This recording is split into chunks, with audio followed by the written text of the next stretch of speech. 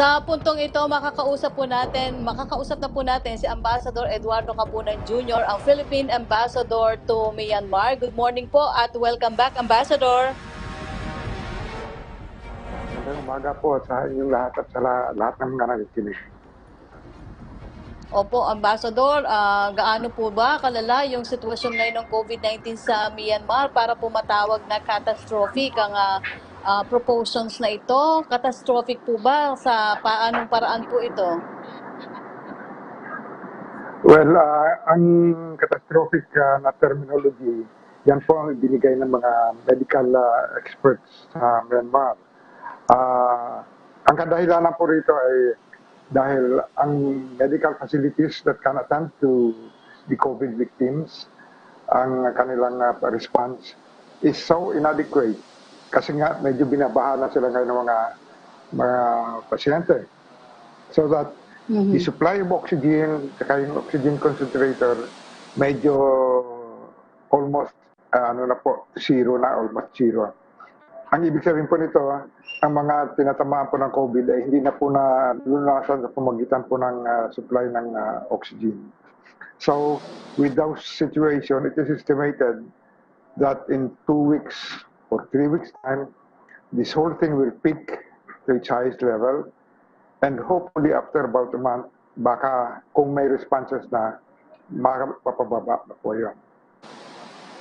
Opo. Ambassador, may dagdag pong Pilipino na nasawi dyan sa Myanmar dahil sa COVID-19. Ano po ang plano sa mga labi ng kababayan nating nasawi at may uuwi po ba siya sa pamilya na rito sa Pilipinas o posibleng dyan na rin po mailibing? Yan po isang problema kasi alam naman natin na ang mga Pilipino nais nila ng kanilang mga pumanaw na kamag-anak ay maiuwi nila. But as of now, ang gobyerno po ng Myanmar, they do not allow repatriation of any assets, bodies or assets. Kasi nga siguro because natatakot sila na it can become a medium for transmission again of the variant.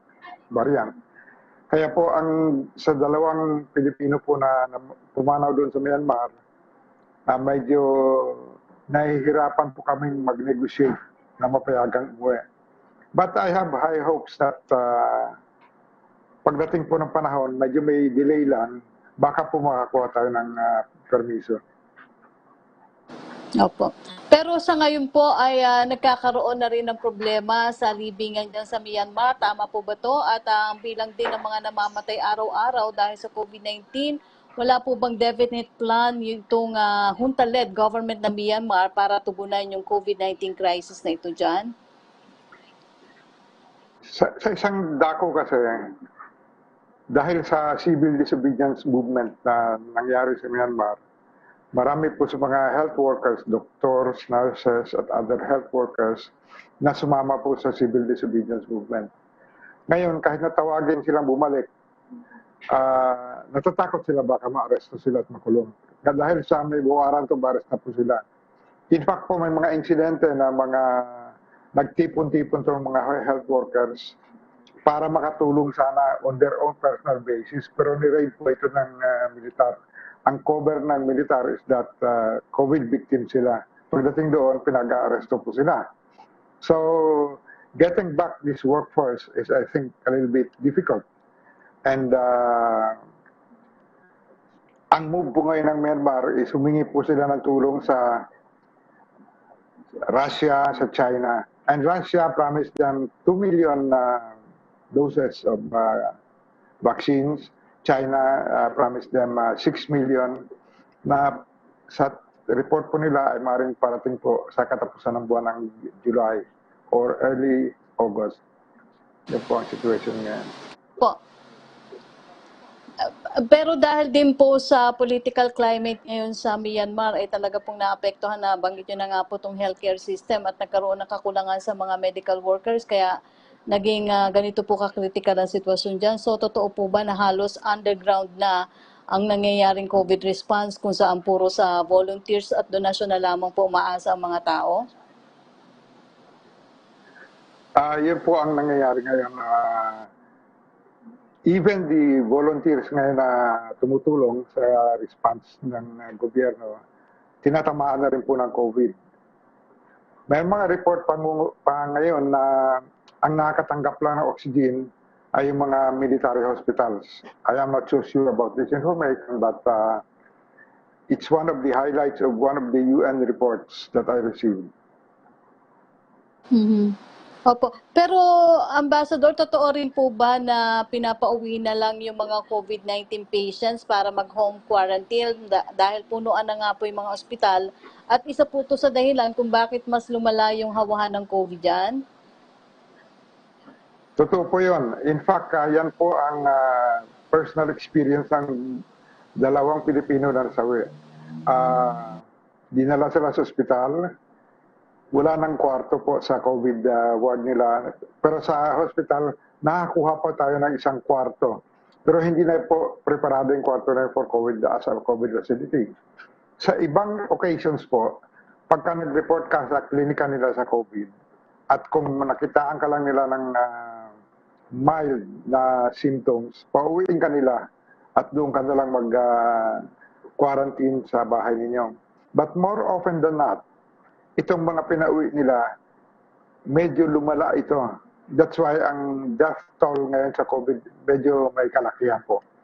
Now, if you ask me about the exact number, I cannot tell you because kulang po sa transparency ngayon ang military government ng Myanmar.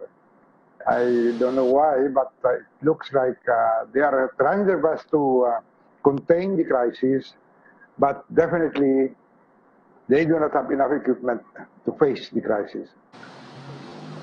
Opo. Ambassador, dito sa Pilipinas ay talagang pinaghahandaan yung sana wag magkaroon ng surge ng Delta variant. Yan po ba sa Myanmar ay may ganito na ring usapin? At mas ina-advise nyo na rin po ba na pauwiin muna dito sa Pilipinas itong mga Pilipinong naninirahan at nagtatrabaho dyan sa ngayon? Willing naman po ba sila umuwi? At kung willing po, may nakaschedule na po bang repatriation flights? At ilan po yung inaasahan sasama dito?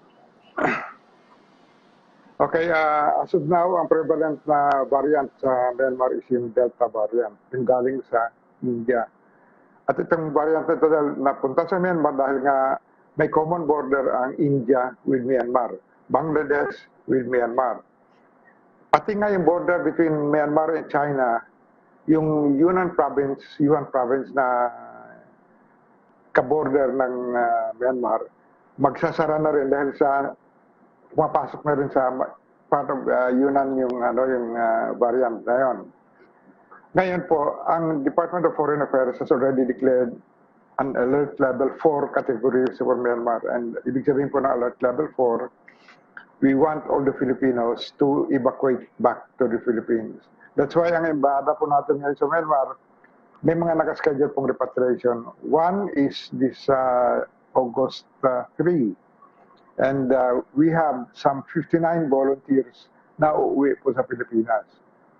And ang aming pong narrative sa mga Pilipino, mabuti pang umuwi kayo ngayon habang hindi pa nadideklara na talagang nadideklara ng WHO ng Myanmar ay masyadong malala na dahil sa aabutan sa Pilipinas na quarantine procedures might be more stringent than the normal. So we're asking them, after the August 3, meron kaming prepare pa na dalawa pa. But what we do is actually publish the schedules and ask for volunteers.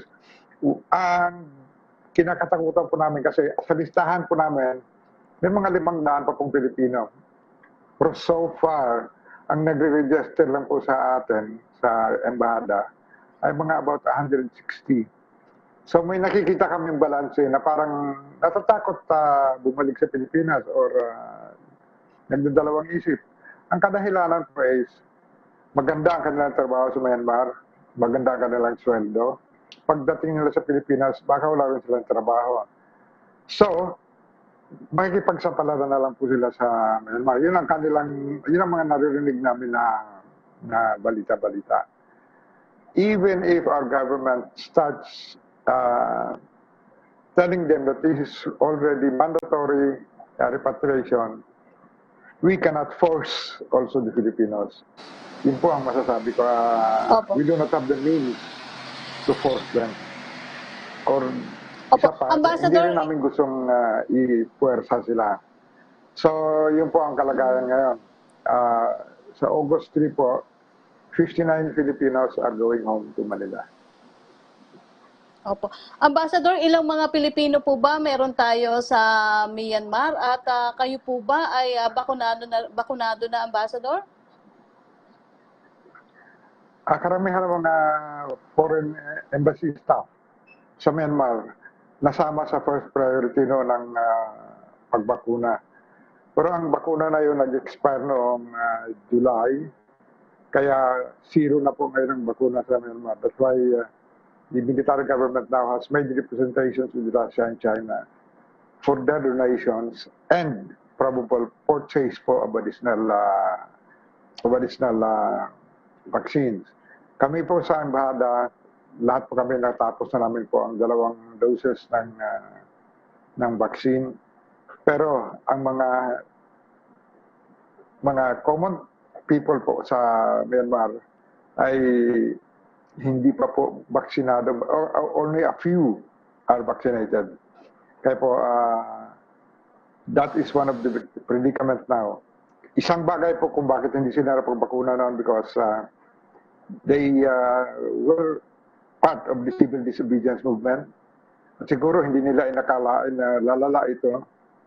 But even among my neighbors doon sa Yangon, marami na po kaming na-receive na mga, pumanaw na po ng mga locals ng Myanmar. Opo. Ambassador, ilang Pilipino po meron tayo sa Myanmar ngayon? Ngayon po ang record namin would say that we still have about 500 Filipinos. Ngayon, pina-inventaryo po natin ito sa organisasyon namin doon. Nag-assign kami ng 2 Filipino every township to take care of the needs of the Filipinos at kung ano man ang kailangan na maparating sa embahada, maparating kagad. When we made the survey, only 150 responded to the survey. So, yung balance po noon between our estimate and the actual people who responded to the survey, medyo hinahanap po namin ngayon. And our suspicion is that these are the people who do not want to report to the embassy kung may tama silang COVID. Those who do not want to evacuate. Because alam niyo po ang consequence po ng level 4 na alert level. Pagka nakauwi sila sa Pilipinas, hindi sila makakabalik ng Myanmar until after the alert level is lowered. So yun po ang kinakatakutan nila because magiging very uncertain ang kanilang buhay pagdating sa Pilipinas na wala rin silang hanap buhay yan. So yun po ang aming theory ngayon. Kaya hinahanap po namin yung iba. We are trying to expand our network para po ma-locate ito sila at mabigyan ng advice. It will be much, much easier for us to help them if we know where they are and how they are. Yun po. Opo. Ambassador, kami po ay nagpapasalamat sa inyong oras. Mag-iingat po kayo dyan. Ambassador Eduardo Capunan Jr., Philippine Ambassador to Myanmar. Stay safe po, Ambassador. Okay, walang anuman po. Anytime.